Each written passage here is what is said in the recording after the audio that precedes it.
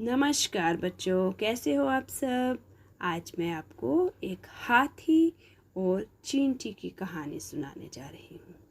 एक जंगल में एक हाथी रहता था। वह बहुत ही शैतान था। पूरा दिन मस्ती करता और सभी जानवरों को बहुत परेशान करता। कभी किसी जानवर को अपनी सूंड से उठाकर यहाँ वहाँ फेंक देता, कभी किसी जानवर को अपने पैर के नीचे कुचल देता। सभी जानवर उस हाथी से बहुत परेशान थे। एक दिन हाथी जंगल में घूमते घूमते एक तालाब के पास पहुंच गया। उसने क्या देखा, कुछ चींटियां लाइन बनाकर अपना खाना लेते हुए जा रही थी। खाना ढूंढती लाइन में खड़ी हो जाती और फिर मिलकर खाना इकट्ठा करती और अपने घर की तरफ चली जाती। यह देखकर हाथी के मन में एक शैतानी सूझी। उसने अपनी सूंड में पानी भरा और चींटियों पर डाल दिया। यह देखकर चींटियां बड़ी उदास हो गई कि हाथी ने हमारा सारा खाना खराब कर दिया, पर वो चुपचाप अपने घर की ओर चल पड़ी। दूसरे दिन हाथी तालाब की ओर जा रहा था। उसने क्या देखा, चींटियां रेत से अपना सुंदर सा घर बना रही थी।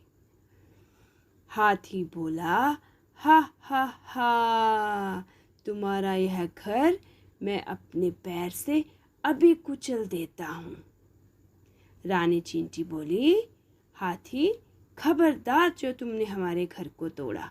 हमने बहुत मेहनत करके इस घर को बनाया है। इसे तोड़ने की भूल मत करना, मत करना। हाथी बोला, हा हा हा, मैं तुम्हें अभी मजा चखाता हूँ। उसने अपने पैर से उनका सुंदर सा घर तोड़ दिया। अब तो रानी चींटी को बहुत गुस्सा आया। उन्होंने हाथी से बदला लेने की ठानी। अगले ही दिन सब चींटियां इकट्ठी हुई और हाथी से बदला लेने निकल पड़ी। जैसे ही वो हाथी के पास पहुंची, हाथी सो रहा था। चींटियां मन ही मन बहुत खुश हुई। धीरे धीरे सारी चींटियां हाथी के ऊपर जा चढ़ी और कोई उसके कान में घुस गई, कोई उसके नाक में घुस गई और कई उसके शरीर पे काटने लगी। यह थोड़ी देर तक चलता रहा। धीरे धीरे हाथी को दर्द होने लगा। वह चिल्लाने लगा, बचाओ बचाओ, मुझे कोई काट रहा है, ये कौन है। उसने जब चींटियों को देखा तो बोला, तुम ऐसा क्यों कर रहे हो, मुझे तंग क्यों कर रहे हो, नीचे उतरो मेरे शरीर से। चींटियां बोली, अब तो हम तुम्हें नहीं छोड़ेंगे। और चींटियां बार बार उसे काटती गई। तब हाथी हार कर बोला, प्लीज़ मुझे माफ़ कर दो, मैं आगे से ऐसी कोई गलती नहीं करूँगा। मुझे मत तंग करो, मुझे मत काटो, मुझे बहुत दर्द हो रहा है।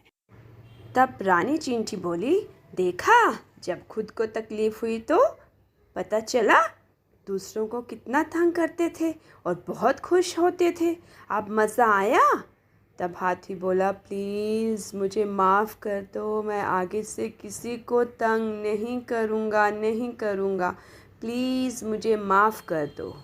तो सब चींटियाँ धीरे धीरे नीचे आई और हाथी ने सबसे माफ़ी मांगी और सबका दोस्त बन गया। तब से हाथी अच्छे काम करता, सबकी मदद करता और सबके साथ मिलजुल कर रहता। तो बच्चों, इस कहानी से हमने क्या सीखा कि मिलजुल कर रहने में ही हम सबकी भलाई है और अपने आप पर, अपनी ताकत पर कभी घमंड नहीं करना चाहिए। धन्यवाद बच्चों।